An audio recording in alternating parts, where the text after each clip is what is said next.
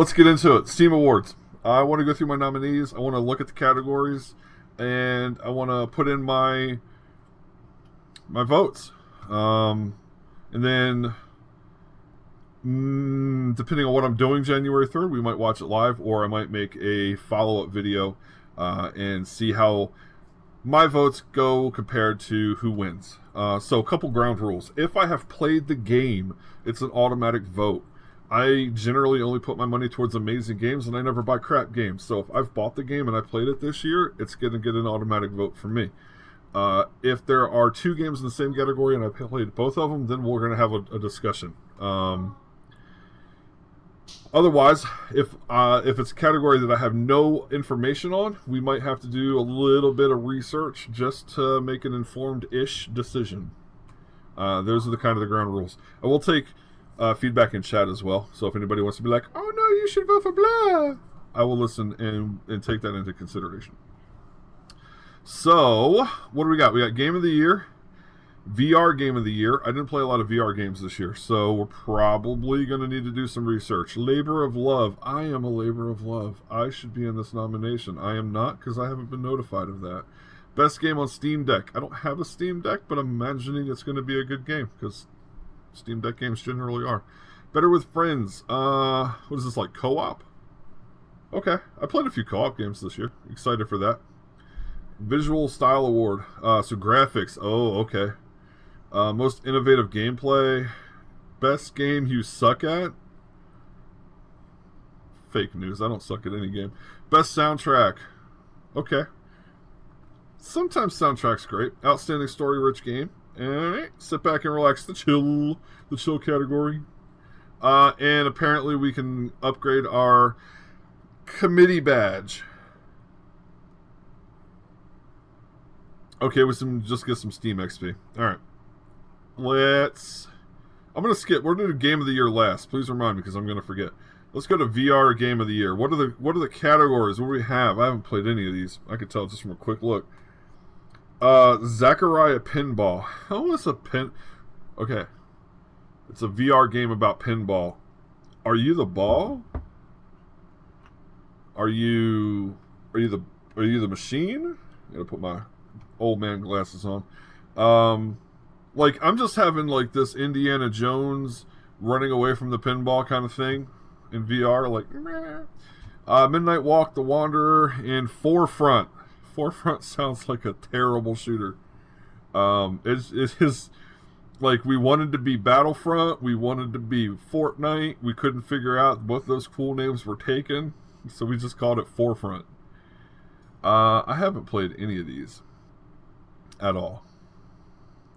I have no information. So quick look, right? So we got 1,800 positive reviews, 1,700, 77, and 604.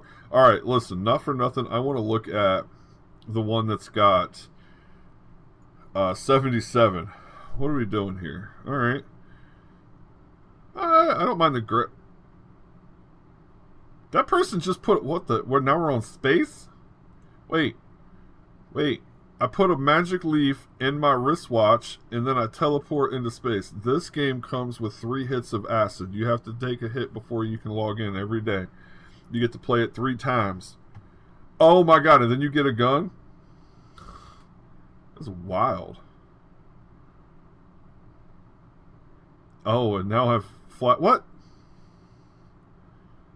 Either this video is just CapCut amazingly, or the people who made this game were taking 3 hits of acid every day. They put some work in. Alright, that's craziness. Alright, I really want to see Forefront. I'm very afraid that this is going to be terrible. Most shooters historically have been terrible in VR. I tried out a couple on Meta, on Quest. 32 player battles. That's not too bad. Oh.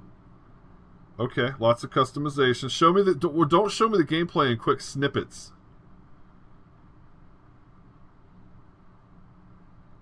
I wish it was a little bit more. It does look terrible, don't it? Chat's not happy with it either. Yeah, this looks pretty bad. Alright, so between Wanderer and Forefront, Wanderer is the clear winner. We're going up. I'm going to check out Midnight Walk. No idea what this is.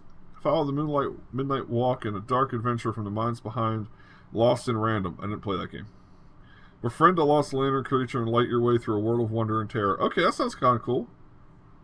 I like the graphics. There's pixel junk monsters. Kind of gives me that kind of a weird vibe.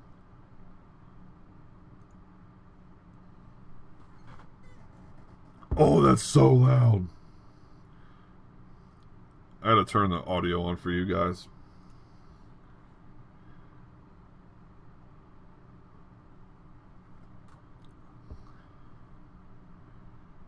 You still can't hear it.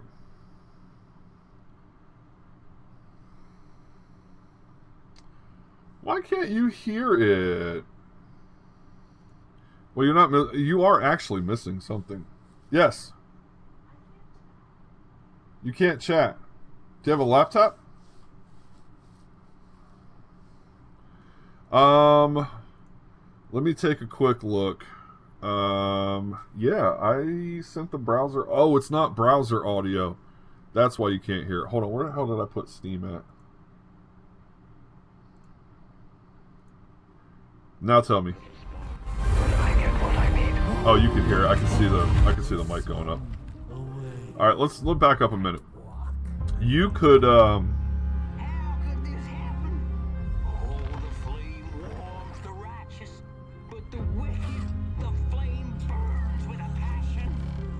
I low-key want to play this. I feel like this would be real fun. So I suffer from motion sickness super fast, super bad. So for me, VR is a little bit of a slippery slope. But this looks fun. Is it VR required or VR optional? You know what? This is going in the wish list. Yeah, this looks like something I'd play. So far, that's winning, hands down. This better be the best pinball game I've ever seen in my life. I already don't like it. Make them flip. Okay. I like that. Okay. Alright, you know what? I'm not... so, cross-play, cross-progression, multiplayer, lots of checkboxes. At the end of the day, this is a damn pinball game. It's a pinball game. And to be completely fair, this is not the... I know I've seen Zaccaria pinball before. This is not the first one. So, this is just them pushing it out to VR. 100%, we're going Midnight Walk. I don't... That looked epic. Forefront looks... VR shooters are not... They have... I want them to keep coming out. Game companies, please keep making them. But Forefront ain't it. Wanderer... It didn't look terrible, let's be honest. Graphics looked pretty good. It seemed like you were just everywhere. It was a little bit spastic with the video. We were on the moon, we were in Inca, we were in the jungle, we were in a city. I don't know what we're doing. Please send me the 3 hits of acid in the mail. Don't do that. At the very least, if you do, let's just not. It's probably for the safest. So I'm thinking Midnight Walk. That's catching the nomination for me. That was a really... I want to try it. I want to see a little bit more in VR. In the VR, I want to see if it was something that looks like it might cause me motion sickness, and or I want to see if I can play it outside of VR. It looked like a really fun game. Just there. All right, so that takes care of VR Game of the Year. Labor of Love. These are usually games that have been out for a while, and they have been updated. The development team keeps pushing out updates. Generally speaking, I see No Man's Sky in here every year because Sean Murray and the team at No Man's Sky, they've been doing great things with that game. So, is it here again?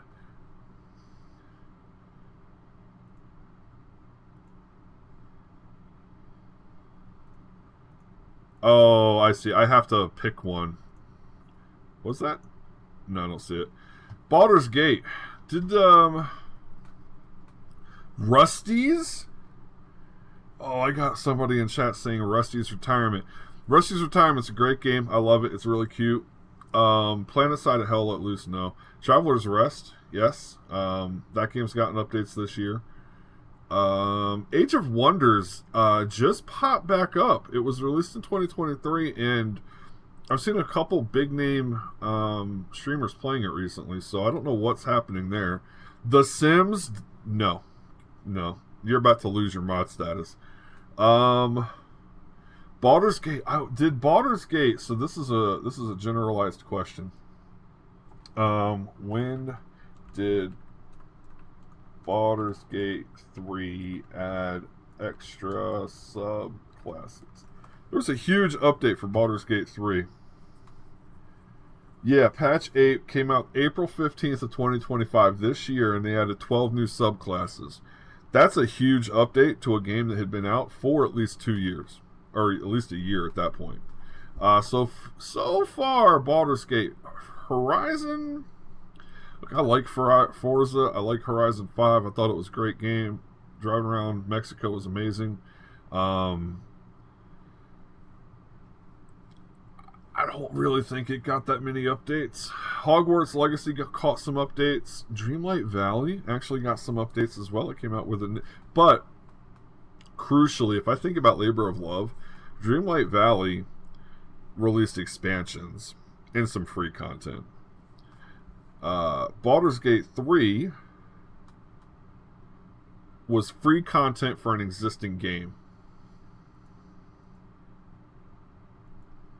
So, to me, continuing to update a game after its initial release without requesting additional money is the signature of a labor of love. Palia caught a few updates so far. Oh, it's a free-to-play game, and none of the expansions have been. Nothing has cost money. Go Town is ongoing. I don't count Battlefield. Tower Factory got a good couple. I think I'm going Baldur's Gate. If I look at the popular ones, these are the ones that are probably going to be on most people's lists. I'm thinking Baldur's Gate or Rusty's. I don't know what Rusty's came out last year. It's gotten a few updates, for sure. They were free. They weren't huge. Larry had put in a lot of work to put in 12 subclasses into Baldur's Gate. So for me, I'm going to have to go Baldur's Gate. Simply because of the sheer amount of work and content that came out with Baldur's Gate. Are you putting in what I'm voting for? Love it. Okay. Best game on Steam Deck. Ooh. Okay. So generally Steam Deck games are a little bit lighter. So Hades, things like that. So what do we have for nominees? Megabonk. Oh man, Megabonk was huge. Everybody played Megabonk. It seemed like 2 weeks of Twitch, every single big streamer was playing some bonk. They were bonking, man. And I know it ran good on Steam Deck. Hades 2 was my first thought. Dispatch, Arc Raiders. I don't think Arc Raiders. Open link in new tab. Is the Steam Deck verified?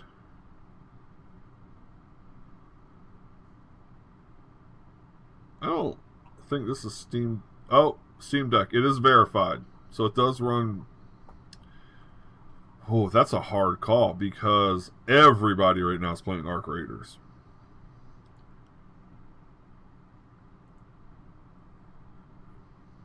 Ball Pit. Everybody plays some Ball Pit. I can't put Split Fiction in there.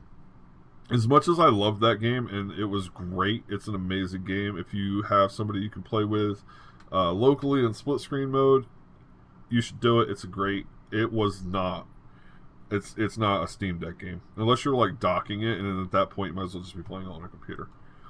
Hollow Knight Silksong. So for me, it's either going to be Hollow Knight Silksong or probably Hades 2. If I got a Steam Deck and I could put any game on it and play it solo, out of what I'm looking at right here, it would be one of them. It'd be Hades 2. It'd be Silksong. It'd be one of those two. Maybe Ball Pit, but truthfully I already have Ball Pit. So I'm looking at like what game would I buy for the Steam Deck. Hades 2 or Silksong. So Silksong I know is hype, but I'm gonna be honest. I think I'm gonna go Hades 2. That's just a personal. Yeah. Best game on Steam Deck, Hades 2. Yes. Okay, Better with Friends Award. There are some games out there that you just can't play that aren't the same when you play by yourself. That is true. So let's figure it out. What do we got? Okay, Arc Raiders. Ooh, that's controversial. I'm gonna be honest. Royal Revolt. Nobody else is gonna vote for Royal Revolt, but I have never put close to 80 hours into a game so quickly as I have with that in my life.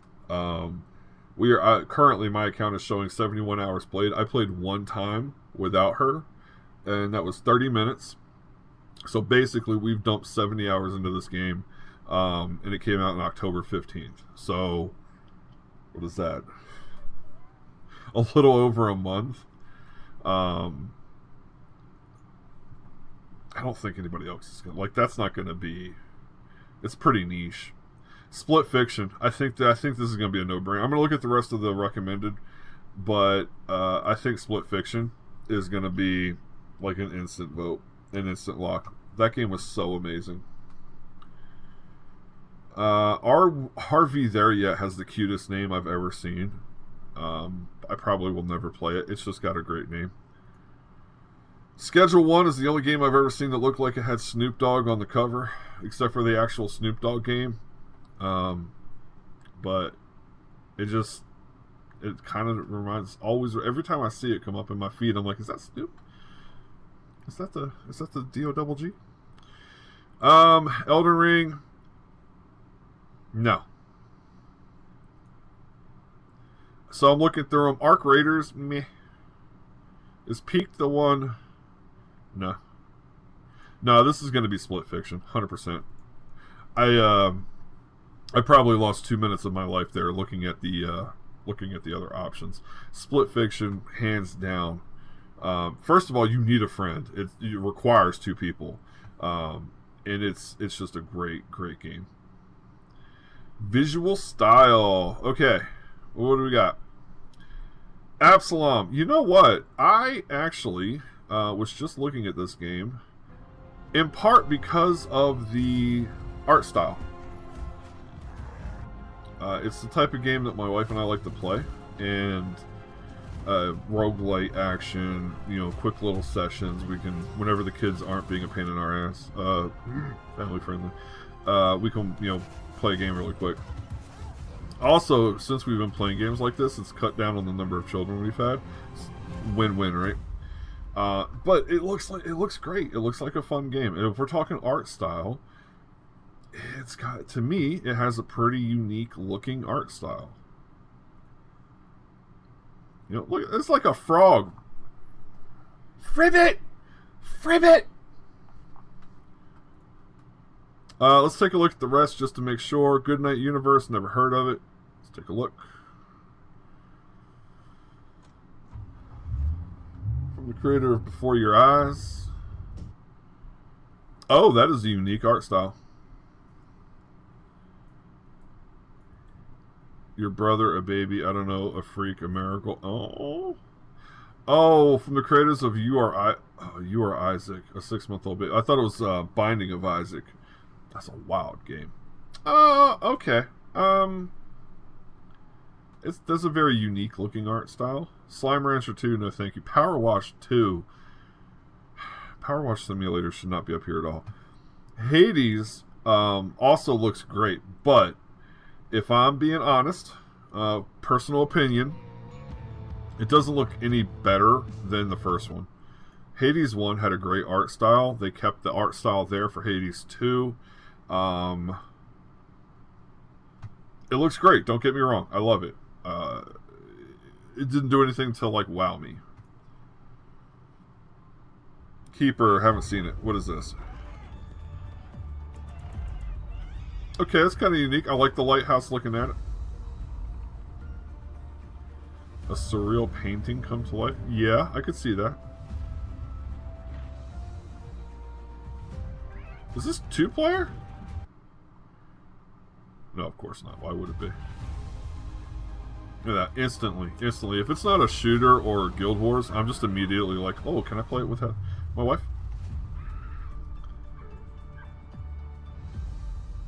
Stunning and surreal. Yeah, this game looks pretty good. This is a contender for me. If I have nothing to do with the game, I'm looking at it purely on the visual side. Final Fantasy Rebirth looked great. I'm not gonna lie, I'm probably at 60 something hours on the PS5 with this. It doesn't look any better and or different than Remake, so to me, it's not an advancement. My Little Puppy. I can tell from the highlights it's not good. It's not beating out the other two. My Tiny Bookshop. Okay, that sounds adorable, and I want to look at it just because. Ever thought about leaving it all behind? I have thought about leaving everything behind many times, except for my wife. From the hustle and bustle, and instead moving to a quiet little town by the sea. Okay. Opening a tiny bookshop. Silent Hill was amazing. Why are you yelling at me in caps lock? This looks kind of cute. This is a life sim game. It is not 2-player. It's a bookshop, though. That's kind of cool. Wait. Give me that picture back.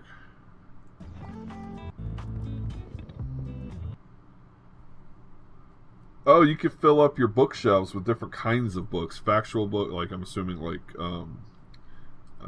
fact or fiction kind of books. Fantasy, classic, kids, travel. That's kind of cool. I don't mind the art style. And just do what you're good at.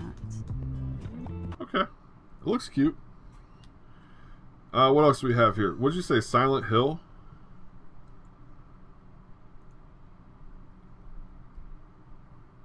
Oh man, I gotta enter my birthday? Is this gonna be so gory and scary?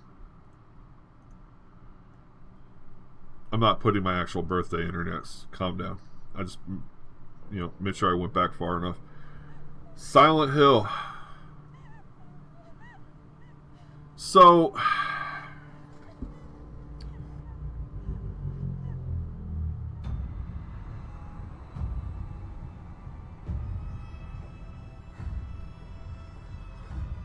trying to think about how I want to articulate this.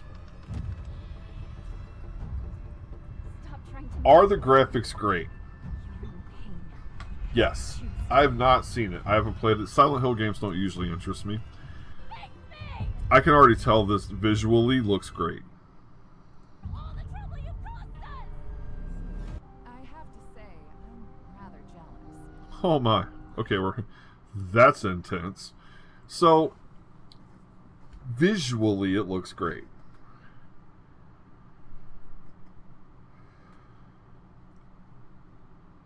Is it... It does not conjure what I think of when I think of outstanding visual.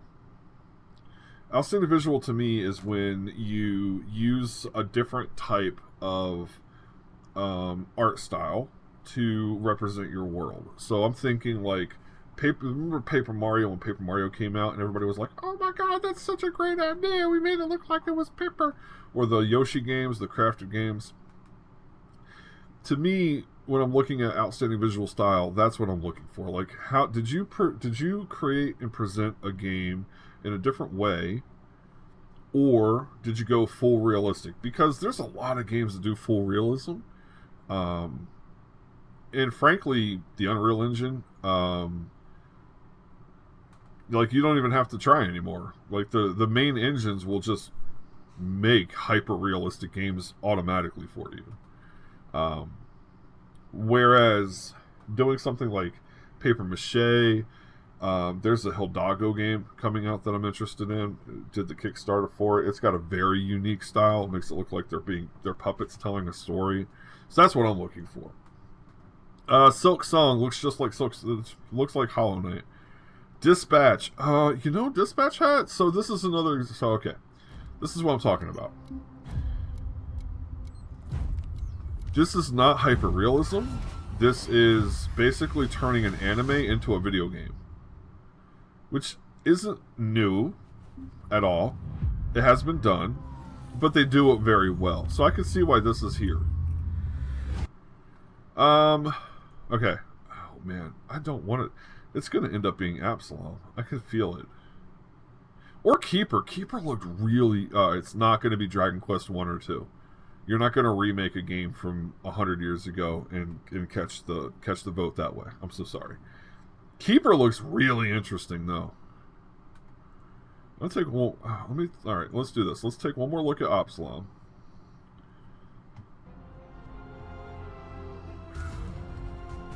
Again, kind of making an anime. Let's look at the second trailer. And this is the art. I gotta remember this is the art style.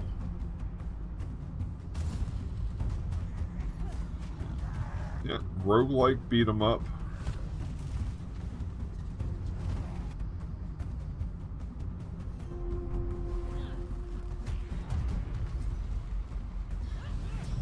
The more I watch it, the more it's reminding me of Hades. It's got the Hades 1 art style. There's actually a couple games like that. Hades and the Forgotten Realm. There's another game that reminded me a lot. Keeper.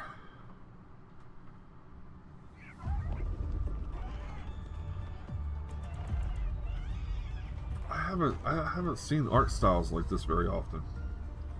It's almost like a claymation kind of thing. Let's watch the second.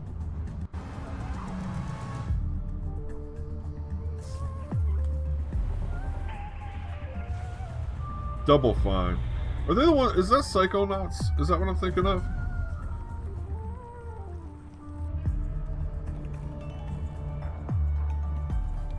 You know what? I think I'm going to vote Keeper. I want to play the other game. So this is my dilemma. This is the thinking.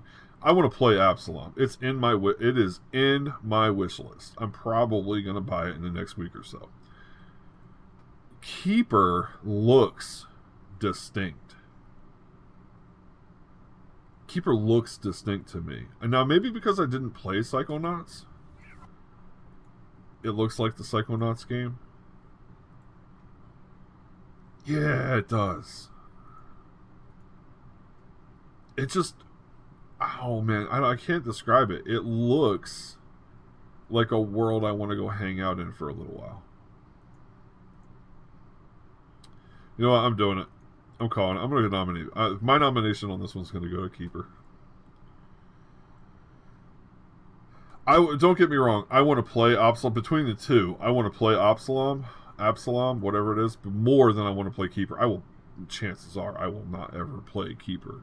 But if I'm just going straight on what's it look like, that one. I think Sunderfolk, I did play it. I think Sunderfolk's a good example as well of a little bit of a unique style, kind of.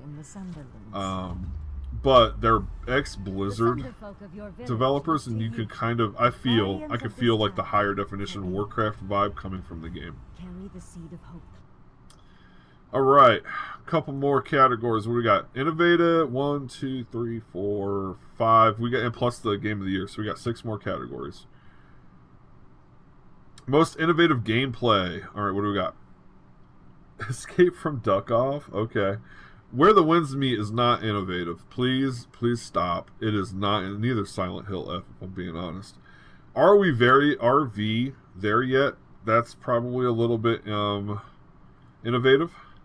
Marvel Rivals is not. So sorry. Neither Feet.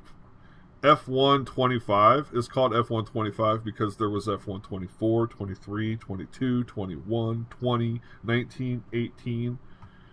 How's that innovating? Dying Light, the Beast is just an expansion. Oh, I'm gonna have a hard time in here. Peak, maybe. Peak might be it. Expedition 33, Split Fiction. Oh, Dispatch. Dispatch is interesting because you are playing. So it's a superhero game. I haven't played it yet, but I did look into it a little bit. One of my wife's nerd crushes does the voice acting in this game. So it seems very interesting because you're playing the dispatcher, who is a washed up superhero, like past his prime, and you're sending your fellow superheroes out to out on missions. Choices matter. Yeah, so like you could, like, you know, the game the choices you make, the people you send, impact your later gameplay. To me, that's a little innovative. More so than anything else on the list. Split Fiction, if It Takes Two didn't exist, I would say Split Fiction wins this hands down. But It Takes Two does exist, and this is a lot like It Takes Two. Duck Off is just a top-down shooter. There's a World War II style game that plays just like that. Are we there yet? Yeah. It's basically a co-op adventure about driving your recreational vehicle home. Like, it's just you and your boys, or girls, in an RV trying to get the RV home, and you're trying to get across obstacles.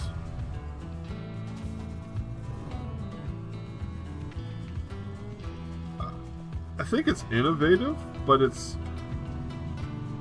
like you almost have to be you have to be co-op. You know what I mean? Also, they're smoking the entire time. Where the Winds Meet is just like any other Korean MMO that came out in the last 10 years. Silent Hill is just like all the other Silent Hill games. Okay, so we're going to talk about the horse girls. We got to. I feel like we can't. Uma Musume is an... So these girls transform into horses. There's no other way I can say that. And you train them to go to the horse derby and run races for you. There is innovation happening here, but it's the kind of innovation that we have to wonder if we could have lived without. I feel like we probably could have lived without. You know what? I'm going to go full screen just for a second. I wanted to make sure that we understand. Don't stop. Don't stop till you finish.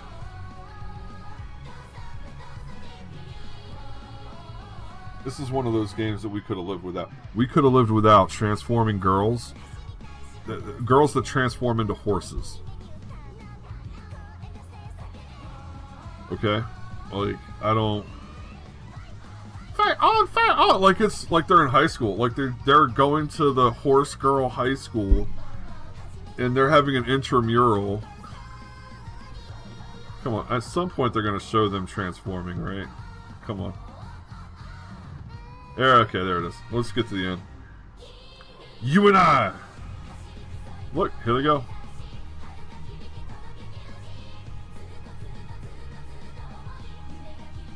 Which girl do you think is the plucky upstart that the game's about? Go girls, go! So is this innovative gameplay? Sure. There's not a whole lot of games that I can think of where girls transform into horses and run around. But no. Just no. No. We don't need that. I used to work with a person who loved horses. And whenever a new horse game would come out, I'd be like, hey, did you see that? that's a game that I would have skipped. I wouldn't have shared that one. You know what I mean? Okay. Peak.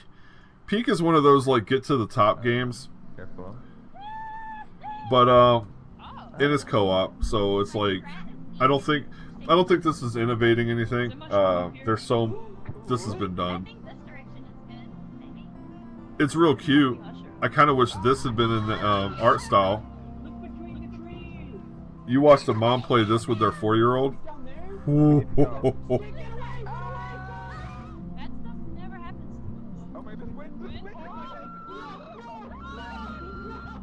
Everybody had. This isn't like local co-op though, right? Yeah, it's online co-op. Well, so what do we have? Split Fiction, Dispatch. I think we're going Dispatch for me. I want to play it. It looks great. I think it maybe if it goes on sale. So if everybody could vote for it and it could get a sale afterwards, that'd be great.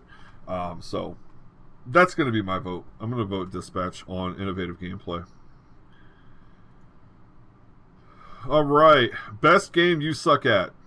I don't suck at games, so I might have to get one of my kids or my wife in here to explain to me what being bad at games is like. The only game that came in here was Marvel Rivals, and the only reason I suck at Marvel Rivals is because latency exists and people hack. Elden Ring is probably going to be a top contender for me because I understand how that game functions. Where the Winds Meet is not going to be it because it is just like any of the other Korean MMOs.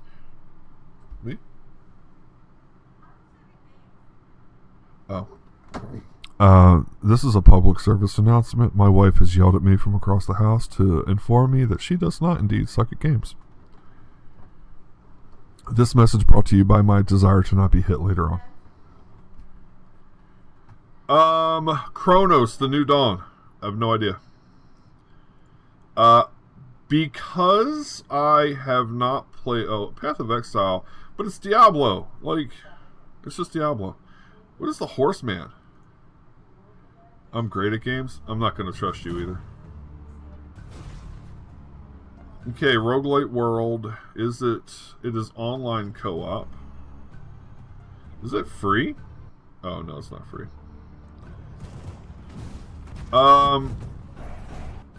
It looks pretty cool. Nah. It just feels like Hades or any of those other Call to the Lamb. The playstyle looks the same. For me, this is going to be Elden Ring. Pretty spot on because it's so. Oh, that's a Souls-like 17. Yeah, it's going to be Elden Ring. Let's not joke about it. We're going to cruise through games you suck at. Elden Ring is so punishing that it deserves to win game you suck at for the next 4 or 5 years. Best soundtrack. You haven't played any eligible games this year. I am not playing games because of the soundtrack. I'm not. However, this might be the one time that I let chat pick a winner. Because I happen to know somebody in chat really enjoyed Deltarune. Should I even look? Let's look, just to be, you know what? We looked at all the other categories. Tower Unite. What is that? Mini golf? That's not happening. Ninja Gaiden? Nope. Ninja Gaiden? Nope. What is that? Eartheon? No. It had a weird name. Tempest Rising? Nope. Off. Just off. It was made with RPG Maker. That's pretty impressive. Tokyo Extreme Racer? No, I'm good. So, Expedition 33. Oh, my God.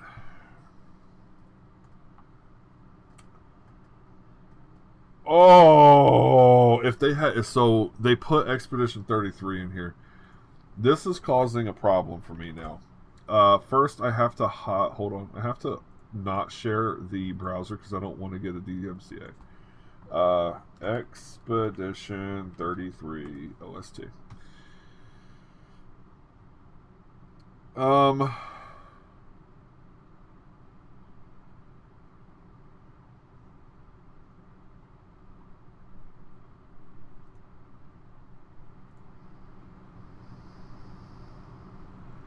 So, one of the things that this game was known for is its music. And in 6 months, the first one has almost 1 million views. So I didn't even know that the charismatic voice did listen to it. Like,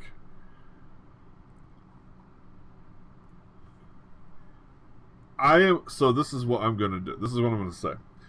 Expedition, there is no shot. Anything other than Expedition 33 wins this category, hands down. However, yeah, we're good. I will vote Deltarune. So we're going to vote Deltarune. There it is. Deltarune was the nomination.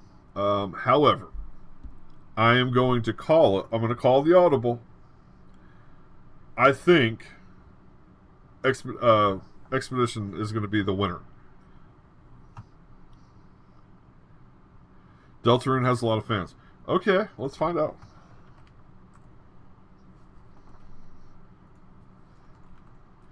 Deltarune OST.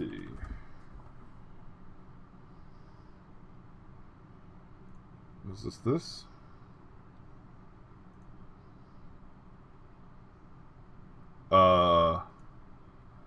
Okay, so this is okay, look. This is 1.7 mil, but it was 7 years ago because it was chapter 1.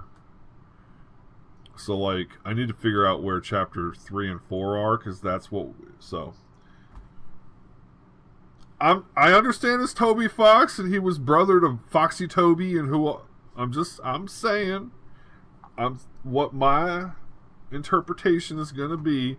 We can vote Deltarune, but Expedition 33 had a lot of kerfuffle around it when it came to the soundtrack and the best soundtrack award. I think they got snubbed at the Game Awards. So this is the Steam Awards. There was an actual Game Awards, and I want to say they got snubbed, and the internet was all kerfuffly about it. So that's my call. I'm just going to make the call. We're going to vote Deltarune, but I think the other one's going to win. Okay, Outstanding Story-Rich Game Award. Oh, man, Disc County. Ooh, that's a hard one for me. Disc County was actually really, really fun. I was a little bit sad that it ended at 17 hours. Man.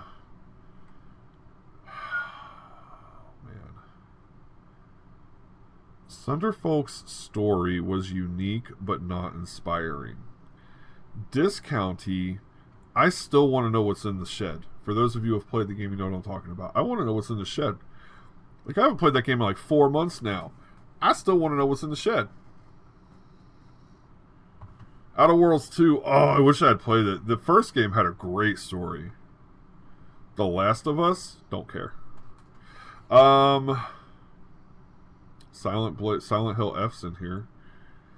Oh man, Solo Leveling's in here. Oh, and Split Fiction's in here. Oh my goodness! Now we are in a three-way standoff here. Disc County was great. Split Fiction was great. Solo Leveling. I love the anime, and I watched Dan's Gaming for like the first 30-40 minutes of. He was doing a special stream, a sponsor stream for it. And I watched the beginning of the game. The gameplay looks amazing, and it kind of follows the story of the anime and the manga pretty closely. Now, I did say at the beginning, whatever game I've paid for and played, so it's not showing any hours here because I played on the PS5, so Steam's not showing any time played. But I do have quite a lot of hours in Split Fiction. I want to say we were at 30, maybe 40 hours. Disc County, I want to go back and play that. I have a feeling this is going to go the same way. I think that everybody's going to pick Expedition 33. They're not going to pick Last of Us Part 2 because this is a remaster. They're going to look at games that came out this year. So Dispatch, Expedition 33, or maybe Outer Worlds 2. They're going to be They're going to be the top contenders, I think. Split Fiction has a great storyline. But for me, because I put the time in, it's either going to be Split Fiction or Discounty. Which story did I like more?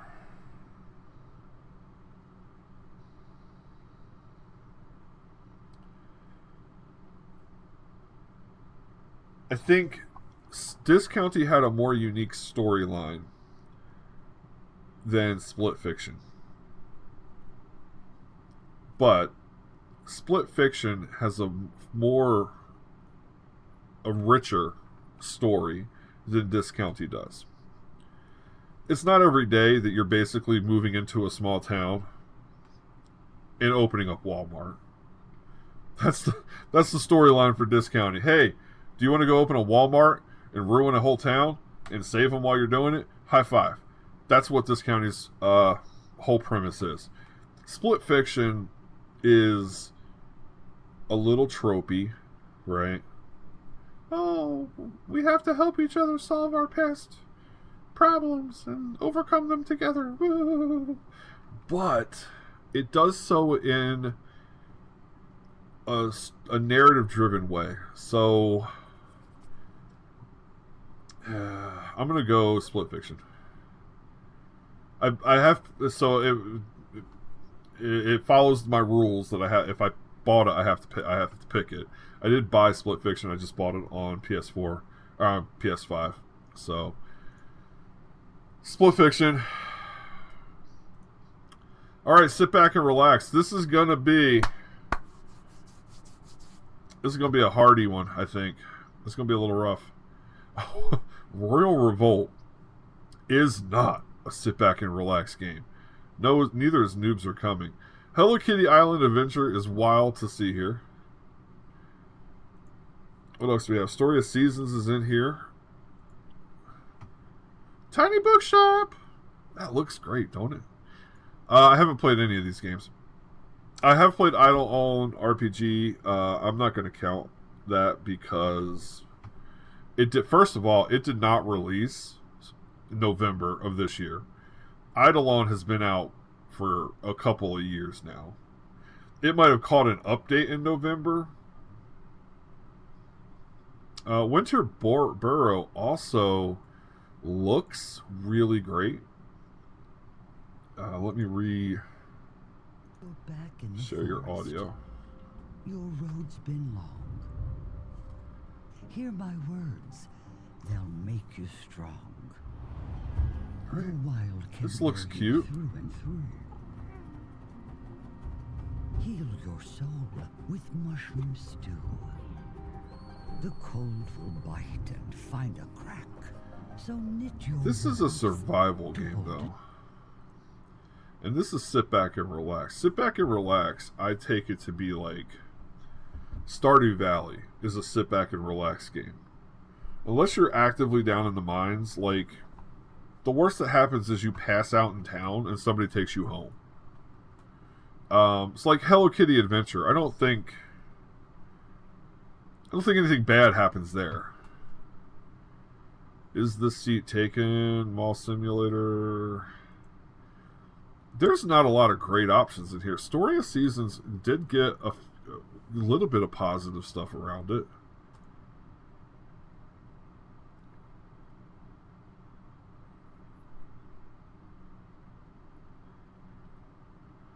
By the way, Mimesis has horror and funny in the tags, so it doesn't feel like a life sim. What else did I play this year that counts? Oh, Discounty. Diner Bros 2. Can I just say, for all of the people in my house who don't have access to the microphone right now, that Diner Bros 2 is not in any way a sit back and relax game. I cannot explain to you the level of volume increase in the house when that game was being played. Whew. Discounting, honestly, the most stressful part about discounting is when the people are in your shop and you have to check them out. In the early game, you have to manually use the register, meaning people come in and they bring things, and they're like, I would like to buy this hot glue gun stick. Okay, and I know the hot glue gun stick is 8 gold, or whatever it is. So I have to type 8 and hit enter. That's it. But if they want to get 2 of these, you either type in 16, because you can do math, or you type 8 times 2, enter, and then it's like 16. That's the most stressful part of that game.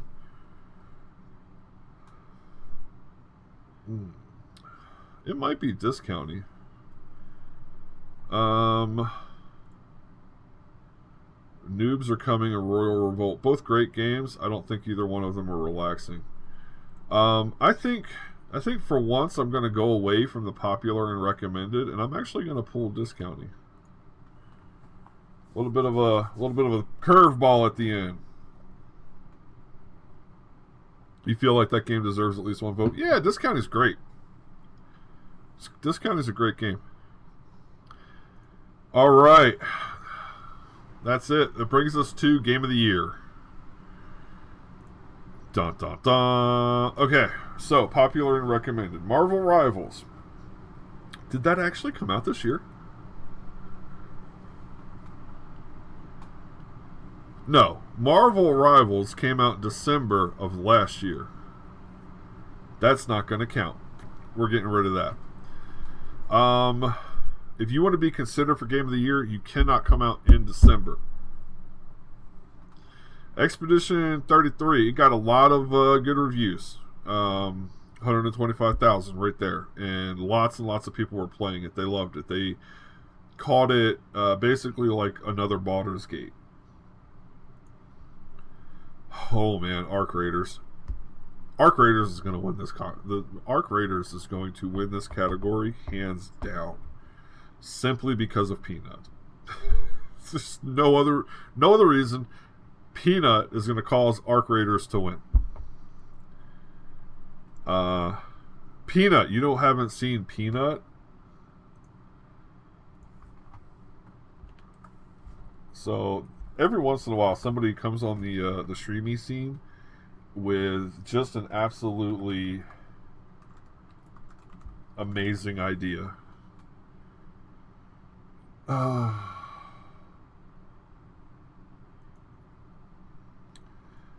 That would be the burnt peanut. So typically my stream is family friendly. I will say for the next, I'm going to play one of these for the next minute or so, if you have little ones or you don't want to hear non-family friendly things, turn off the sound. One more. I'm gonna be more. He's running. I'm going in. Get your ass back here, motherfucker! Yeah! You like that? You piece of shit! You like that? Woo! The thing with Peanut is he literally, like, his stream software converts him into a peanut, literally a peanut. And he's been playing a lot of Arc Raiders. And he kind of blew up. He blew up this year.